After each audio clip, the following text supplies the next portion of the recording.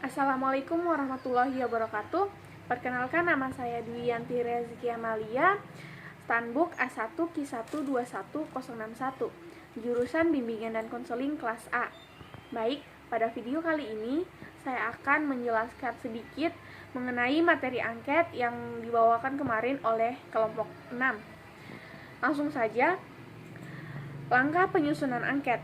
Berikut beberapa langkah penyusunan angket menurut Komalasari, yaitu yang pertama, menentukan tujuan yang akan dicapai dari penggunaan angket. Misal, angket disusun dengan tujuan untuk mengetahui kebiasaan belajar peserta didik. Yang kedua, mengidentifikasi variabel yang akan menjadi materi angket. Misal, persepsi peserta didik tentang kebiasaan belajar, minat kegiatan ekstrakurikuler, kemudian dibuatlah kisi-kisinya. Yang ketiga, menyusun kalimat-kalimat pertanyaan atau pernyataan yang mewakili setiap indikator sebagaimana yang telah dijabarkan dalam kisi-kisi.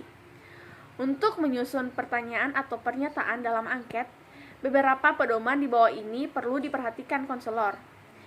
Yang bagian pertama, menggunakan kata-kata yang tidak mengandung makna ganda atau ambigu. Yang kedua, susunan kalimat hendaknya sederhana tetapi jelas. Yang ketiga, menghindari pemakaian kata yang tidak ada gunanya. Dan yang keempat, menghindari pertanyaan-pertanyaan yang tidak perlu.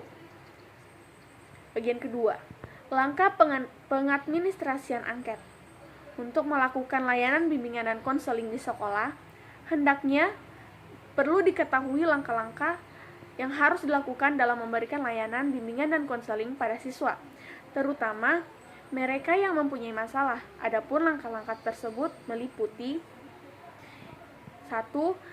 Mengidentifikasi masalah, yaitu mengenal gejala-gejala awal dari suatu masalah yang dihadapi siswa.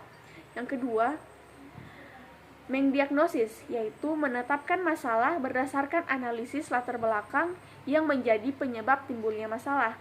Yang ketiga, mengprognosis, yaitu menetapkan alternatif tindakan bantuan yang akan diberikan.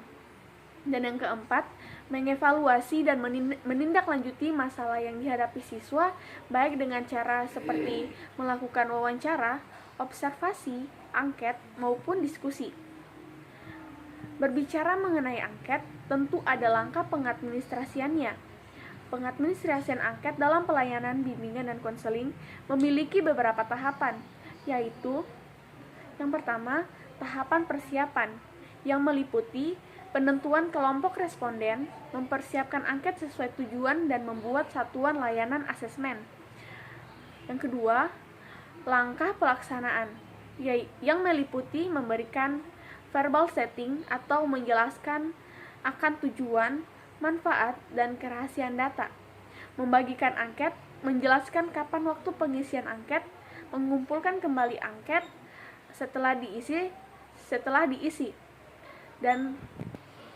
dan tahapan ketiga, tahapan pengolahan atau analisis hasil, yang meliputi tahap pemeriksaan kelengkapan hasil angket dan membuat tabulasi. Bagian ketiga, kelebihan dan kelemahan angket. Untuk kelebihan angket terdapat 5 kelebihan. Yang pertama, praktis, dalam waktu singkat dapat memperoleh data yang banyak sekalipun tempatnya berjauhan. Yang kedua, ekonomis, terutama dari segi tenaga, artinya sedikit tenaga yang diperlukan. Yang ketiga, klien dapat menjawab dengan terbuka dan leluasa, tidak terpengaruh oleh teman-teman yang lainnya. Yang keempat, pada angket terbuka, responden mempunyai kebebasan untuk memberikan keterangan. Pada angket-angket ini terdapat beberapa jenis angket, dan di situ bisa dianalisis. Dan yang kelima, kelebihan kelima, responden mempunyai waktu cukup untuk menjawab pertanyaan. Bagian kelemahan angket, terdapat 4 kelemahan, yaitu sulit untuk menjawab jaminan bahwa responden akan memberikan jawaban yang tepat. Yang kedua, jika ada pertanyaan yang kurang jelas, sulit untuk mendapatkan keterangan lebih lanjut. Yang ketiga, pertanyaan dalam kuesioner biasanya bersifat agak kaku, tidak dapat diubah sesuai dengan sekitarnya.